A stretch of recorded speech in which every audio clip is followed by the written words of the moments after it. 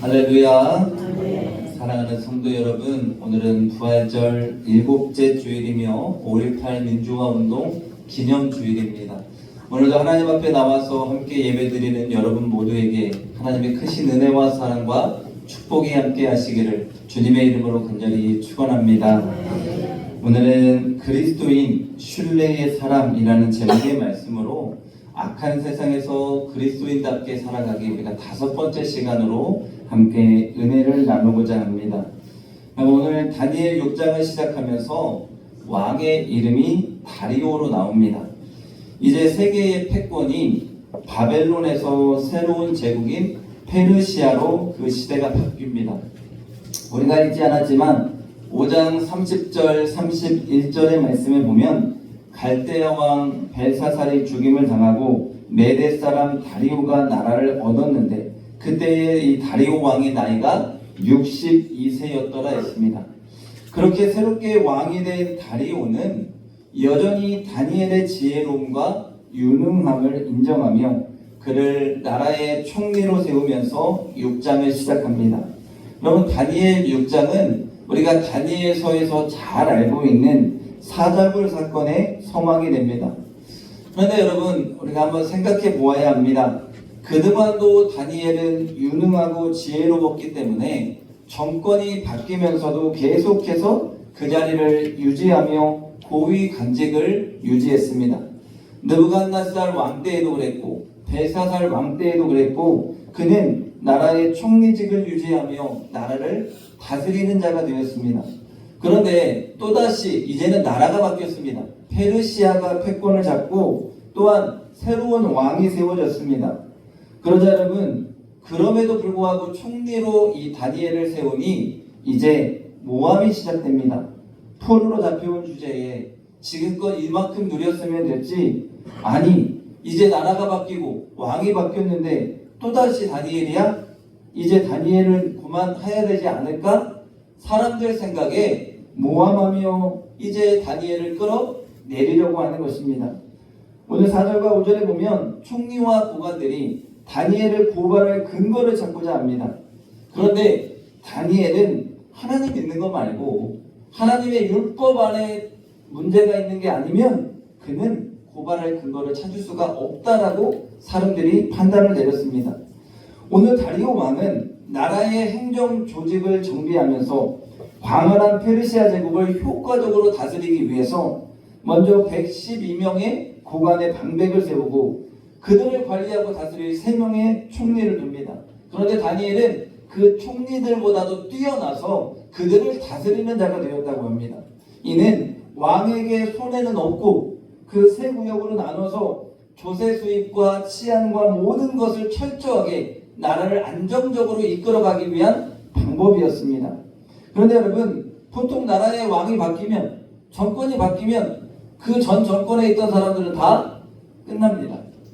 여러분, 교회도 마찬가지입니다. 담임 목사가 바뀌면 교회의 부목사님들은 자동 사임입니다. 왜요? 정권이 바뀌는 거예요. 우리나라에도 대통령 바뀌면 총리가 바뀌어요, 안 바뀌어요? 다 바뀝니다. 전 장관들은 안 바꾸더라도 시간이 지나면 다 바꿉니다. 뭐예요? 자기와 일할 수 있고 나라를 다시 다스릴 새로운 인물들을 뽑는 거예요. 그런데 다니엘은 여전히 인정받고 여전히 고위 관직을 유지하니 이제 새롭게 관직에 앉은 자들이 배가 아프고 이걸 이해할 수가 없는 겁니다. 그럼 여러분, 성경을 읽으면서 우리는 물어야 돼요. 왜 다니엘에게 이런 일이 일어날까? 여러분, 저는 이것이 하나님의 은혜라고 믿습니다. 평범해 보여요. 아이, 운이 좋았겠지, 능력이 되니까, 지혜로우니까 다니엘을 쓰는 것 아닐까? 그런데 여러분, 그것이 아니고 하나님이 주신 은혜입니다. 하나님을 향해 한 번도 흔들리지 않았고 한 번도 그 믿음의 길에서 벗어나지 않았고 다니엘은 계속해 하나님을 향해 기도하며 포로로 잡혀온 그곳에서도 하나님 믿는 믿음을 잃지 않았습니다.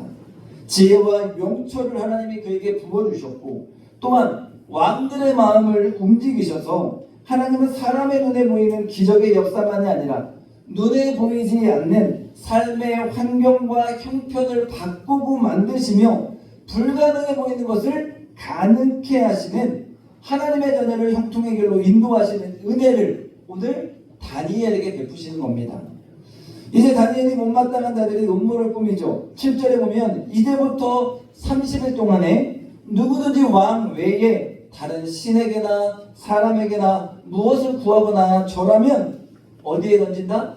사자굴에 던져넣겠다고 하는 거예요. 어떻게든 누구 처리하려고 하는 거예요? 다니엘을 처리해보게 하는 거예요. 다니엘을 내리고 그 자리를 자기들이 차지하고자 하는 음모를 꾸민 겁니다. 사랑하는 여러분, 오늘 우리는 내면의 다스림, 내면적 성숙함이 중요합니다. 세상의 사람, 오늘 말씀으로 본다면 다니엘을 시기하며 질투하는 페르시아 나라의 다른 신하들이라고 우리가 생각해 볼 수 있습니다. 그들의 시기와 질투와 증오로 가득 차 있습니다. 다니엘이 어떤 미움의 행동을 한 것도 아니고 자신들보다 인정받고 있다는 것, 그 고위간직을 계속 유지한다는 것, 이거 하나에 분노하면서 이러한 계략을 꾸미는 거예요. 우리가 잘 아는 것처럼 다윗과 사울의 관계를 한번 생각해 봅니다. 여러분, 사울은 이스라엘의 초대 왕입니다. 그런데 스스로 욕심과 욕망으로 물들어서 결국 하나님의 말씀을 저버렸을 때에 하나님이 사울 왕을 세운 것을 후회한다고 하셨습니다. 그리고 직접 사무엘 선지자를 통하여서 두 번째 왕인 다윗에게 기름 붓게 하십니다. 그런데 하나님의 은혜 가운데에 다윗이 하나님을 사랑해서 그 하나님의 이름이 모독되는 것이 너무너무 싫어서 골리앗과 싸웠을 때에 하나님은 물맷돌 하나로 골리앗을 쓰러뜨리게 하시고, 그러므로 인해 다윗이 모든 사람들에게 명성을 얻게 했습니다. 그렇게 전쟁이 끝나고 돌아오는 길에 성문 밖에서 여인들이 나와서 전쟁에 승리했으니까 너무너무 좋으니까 노래를 하면서 이렇게 합니다. 사울이 죽인 것은 천천히요, 다윗이 죽인 것은 만만이로다. 입이 망정이에요, 입이. 여러분, 히브리 사상에서 사실 1000명도 많은 거고요, 10,000명도 많은 거예요. 어마어마한 숫자고 그들이 생각할 때 무한대의 숫자라고 생각할 수 있습니다. 그런데 지금 다윗이 나쁜 건 뭐예요? 비교예요, 비교. 아니, 사울이 나쁜 게 비교예요. 왜 나를 누구와 비교해? 다윗과 비교하는 거예요. 자신과 다윗을 비교하는 것 자체에 사울은 불쾌하며 이제 다윗을 보는 눈빛이 달라져요. 그때부터 다윗을 뭐 하려고 해요? 죽이려 하기 시작하는 거예요. 여러분, 우리는 지혜로운 자가 되어야 합니다. 내면의 성숙함을 위해서 우리는 먼저 하나님 앞에 겸손한 자, 성실한 자가 되어야 합니다. 그리고 내 입술을 조심할 수 있어야 돼요. 이 성문의 여인들이요, 아니 다윗도 최고고 사울왕도 최고다, 이 두 사람 때문에 우리가 전쟁에 이겼다 했으면 얼마나 좋았겠습니까? 그런데 뭐예요? 비교해요. 사울을 다윗보다 좀 못하게 비교하는 거예요. 그러니 문제가 생기게 됩니다. 여러분, 사람은요 이런 비교하는 것을 너무도 쉽게 생각해요. 왜 그렇게 할까요? 근데 여러분, 비교하면요 참 쉽게 이해가 됩니다. 복음서에 보면 예수님도 비유로 많은 설명을 하셨습니다. 5달란트 비유, 5달란트, 3달란트, 1달란트를 비유하시면서 그들이 한 행동들을 비교하셨어요. 또한 열처녀 비유, 기름을 준비한 여인과 준비하지 않은 여인들을 비교하면서 주님은 설명을 쉽게 해주셨어요. 여러분, 목사들이요 한 번씩 듣게 되는 비교가 있어요. 또한 부목사님들이 많이 있는 교회예요. 어떤 목사님이 설교하면 꼭 성도님들이 뭐라고요? 누구보다 낫네. 왜 누구보다 낫다고 해? 그냥 은혜 받으면 되지. 담임 목사님 대신에 부목사가 한번 설교하면 아이고 담임 목사님보다 낫네. 그 입이 망정이에요, 입이. 그 지혜롭지 못한 말 한마디가 뭘 불러와요? 화를 불러오는 거예요. 여러분, 성숙한 그리스도인은 언제나 말에 지혜로워야 합니다. 여러분, 사람은 다 똑같습니다. 나를 세우면 좋은 것이고 나를 깎아내리면 기분 나빠요. 당연히 기분을 상한 사울은 다윗을 그냥 내버려 두지 않고 그를 죽이려 하는 거예요. 이처럼 다니엘을 시기하며 질투했던 관리들도 다니엘과 자신들을 비교하며 열등감을 갖게 되고 다니엘을 죽일 방법을, 끌어내릴 방법을 모사하다가 결국 이러한 계략을 세우게 된 거예요. 그런데 여러분, 4절을 보세요. 우리의 시선이 4절에 고정되어야 돼요. 아무 근거, 아무 허물도 찾지 못하였으니 이는 그가 충성되어라고 합니다. 여러분, 충성되어라는 단어를 원어로 제가 보니까요, 이렇게 해요. 믿을 만한 사람. 어떤 사람이 여러분? 믿을 만한 사람. 이것이 바로 오늘 말씀의 여러분 핵심 포인트예요. 세 번의 정권이 바뀌었습니다. 그런데 다니엘은 여전히 그 고위 간직을 유지합니다. 물론 다니엘에게는 위기도 있었고 고난의 순간도 있었습니다. 그런데 여전히 인정받고 여전히 존경받고 여전히 그 자리를 차지하고 있는 이유가 뭐라고요? 어떤 부분에 있어서도 왕이 되는 자들에게 신뢰를 잃지 않는 거예요. 믿을 만한 사람이다. 다니엘은 누구에게 물어도 믿을 만한 사람이다. 그 왕들이 여러분 왜 자신의 고위 간직에 신하로 세우면서 뒷조사를 안 하겠습니까? 충분히 뒷조사를 하죠. 무작정 능력 뛰어나다고 다니엘을 그 자리에 놓은 게 아니에요. 그의 뒷조사를 다 해보니 모든 사람들의 존경과 인정과 사랑을 받는 사람인 거예요.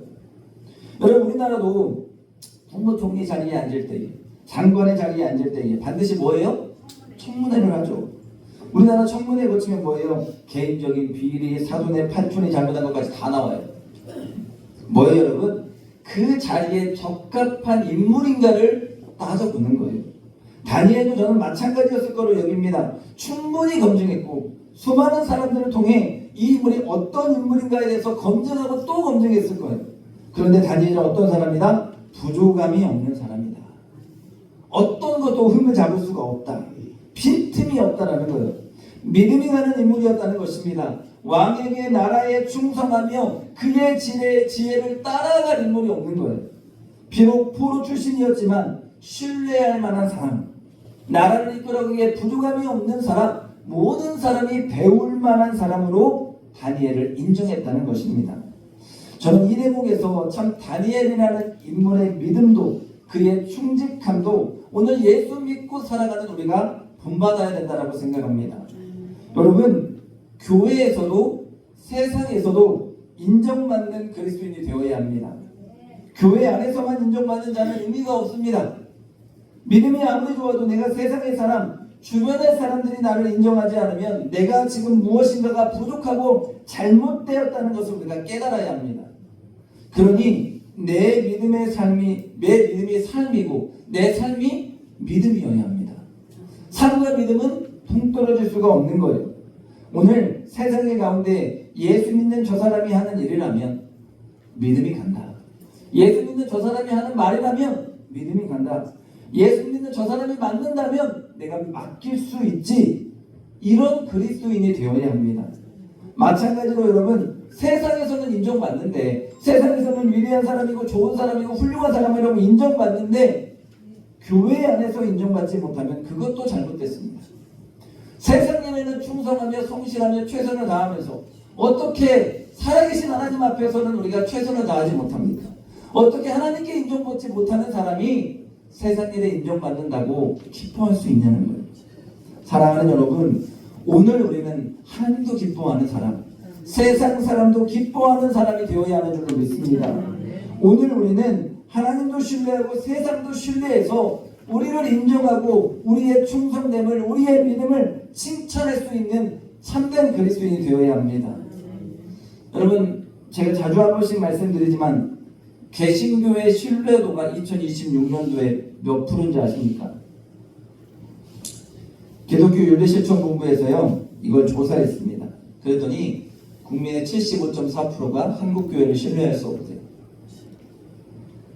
반면에 3대 종교라고 말하는 불교가 있고 천주교가 있죠. 불교와 천주교는 개신교의 2배의 수치가 나왔습니다. 훨씬 더 높게 신뢰할 수 있다. 여러분 부끄러운 거잖아요. 인도의 민족 지도자였던 무하마드 간디가요 청년 시절에 영국과 남아프리카 공화국에서 머물 때에 성경의 은혜를 받은 거예요. 산상수훈에서 예수님이 주시는 말씀에 감동을 받았습니다. 그래서 그가 진지하게 내가 기독교인이 되어볼까 하는 마음을 먹고 어느 주일 아침에 백인들이 모여서 예배드리는 교회를 찾아갔습니다. 그 문을 두드렸어요. 한데 그때 교회 입구에 안내위원들이 있는데 이렇게 말하는 거예요. 유색 인종은 우리 교회에서 예배드릴 수 없어. 들어오지 못해. 그러면서 그를 미치는 겁니다. 가라도 차갑게 그를 쫓아냈어요. 그가 발걸음을 옮기며 교회를 떠나며 평생 기독교를 멀리하면서 다음과 같이 유명한 말을 남겼습니다. 나는 당신들의 그리스도를 참 좋아합니다. 그러나 당신들 그리스도인은 좋아하지 않습니다. 왜냐하면 그들은 그리스도를 믿는다 하면서도 그리스도를 전혀 닮지 않기 때문입니다. 오늘 우리는 그리스도인이라는 이름에 걸맞는 삶을 살아야 합니다.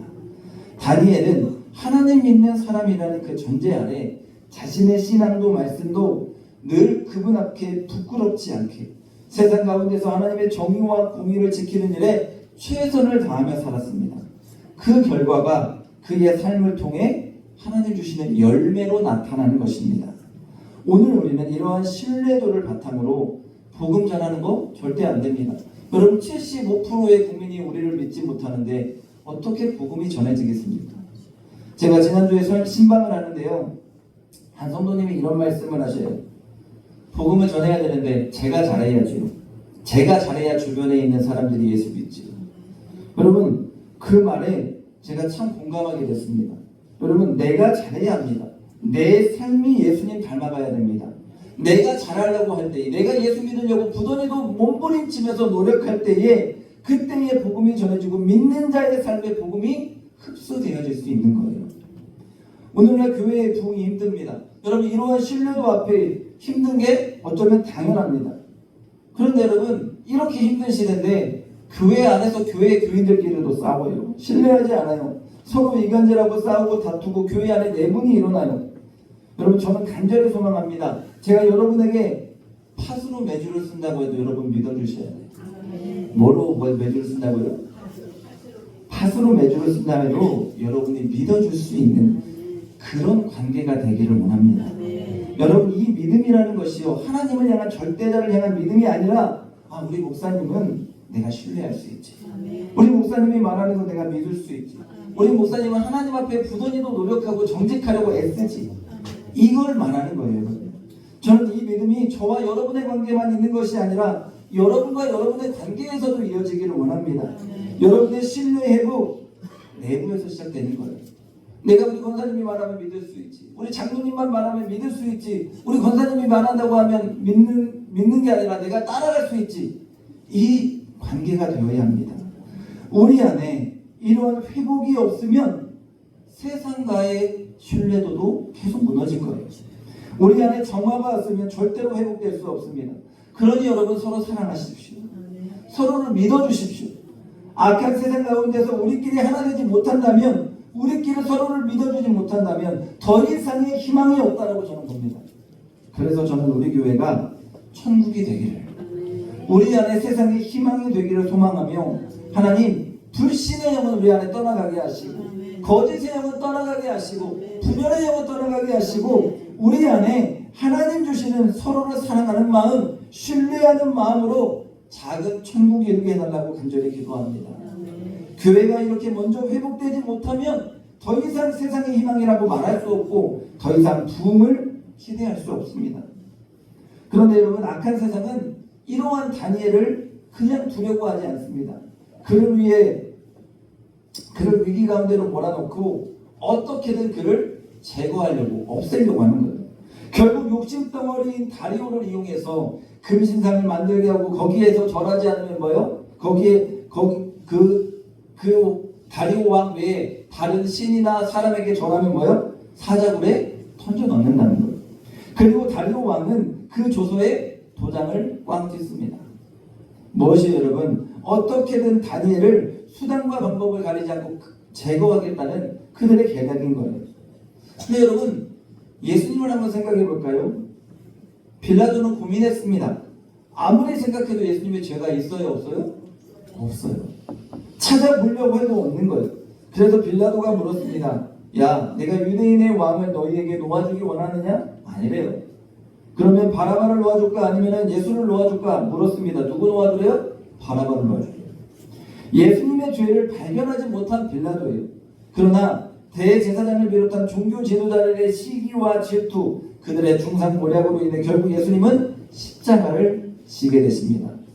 빌라도는 십자가에 못 박으소서라고 소리지르는 자들에게 예수가 무슨 악한 일을 했냐고 물었습니다.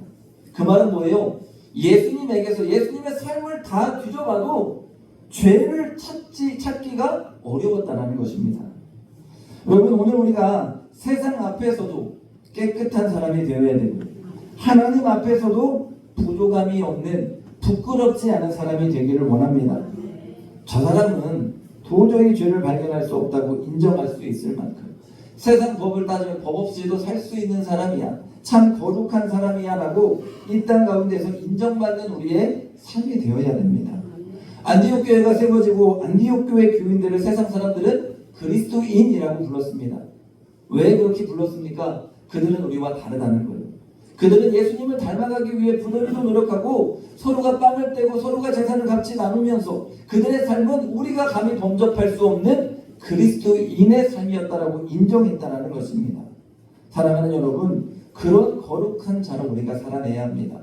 이름만 그리스도인이 아니라 우리의 삶은 세상 어디에다 내놔도 저 사람은 예수 믿는 그리스도인, 저 사람의 거룩함에 우리가 고개를 숙이게 되지 인정할 수 있는 그런 우리의 삶이 되어야 할 줄로 믿습니다. 여러분, 말씀은 정리해요. 저는 오늘 우리가 이 위기의 시대를 기회로 바꾸는 교회가 되기를 원하고 기회로 바꾸는 그리스도인이 되기를 원합니다. 왜 그렇습니까? 여러분, 오늘도 죽어가는 한 영혼이요, 세상에서 신뢰할 그 교회를 찾고 있습니다. 교회를 다니지 않지만 그리스도를 믿는다고 하는 사람들이 30%가 지금도 교회를 안 가고 있습니다. 왜요? 신뢰하지 못하는 교회, 신뢰하지 못하는 그리스도인이 있기 때문입니다. 사랑하는 여러분, 그러니 오늘 위기라고 말하는 이 시대는 기회입니다. 사랑하는 여러분, 죽음의 골짜기를 지나는 자가 내가 신뢰할 수 있는 참된 그리스도인을 찾았다면, 그 교회를 찾았다면 그의 영혼이 살고 그의 생명이 살아나게 되는 역사가 일어나는 줄로 믿습니다. 사랑하는 여러분, 그러니 이 세상 가운데서 다니엘과 같이 사십시오. 다니엘과 같이 실력이 있는 자, 다니엘과 같이 최선을 다하는 삶, 다니엘과 같이 말씀이 삶이 되는 삶, 다니엘과 같이 신앙과 삶이 일치되는 여러분의 믿음의 삶이 되기를 원합니다. 오늘 우리가 그런 자가 되어서 세상에 희망이 되고 그들에게 소망을 줄 수 있는 참된 은혜가 있기를 원합니다. 여러분, 우리의 내면부터 바뀌어야 됩니다. 우리부터 사랑하고, 우리부터 서로를 신뢰하고, 우리부터 누가 누구를 욕하고 싸우고 비방하는 것이 아니라 감싸고 사랑하고 이해하고 덮어주며 우리부터 변화되어 갑시다. 그때 주님이 일하실 것입니다. 이 땅에 하나님의 나라를 우리 교회를 통해 세워가실 것이고 우리 안에 샬롬의 평화, 말할 수 없는 은혜와 기쁨과 성령의 은혜가 넘치게 될 것입니다. 그때 우리가 노력하려 하지 않아도 교회의 부흥은 자연스럽게 이루어지게 될 줄로 믿습니다. 내가 아니라 나를 통해 하나님은 일하실 것입니다. 얼려있는 사람들의 마음을 녹일 것이고 그들의 삶의 방향을 주님께로 돌리는 은혜와 축복이 있게 될 줄로 믿습니다. 오늘 우리 모두가 신뢰할 수 있는 그리스도인, 참된 그리스도인, 또한 신뢰할 수 있는 우리 맹산교회가 되어서 하나님께 영광을 돌릴 수 있는 은혜와 축복이 있기를 주님의 이름으로 간절히 축원합니다. 축원합니다.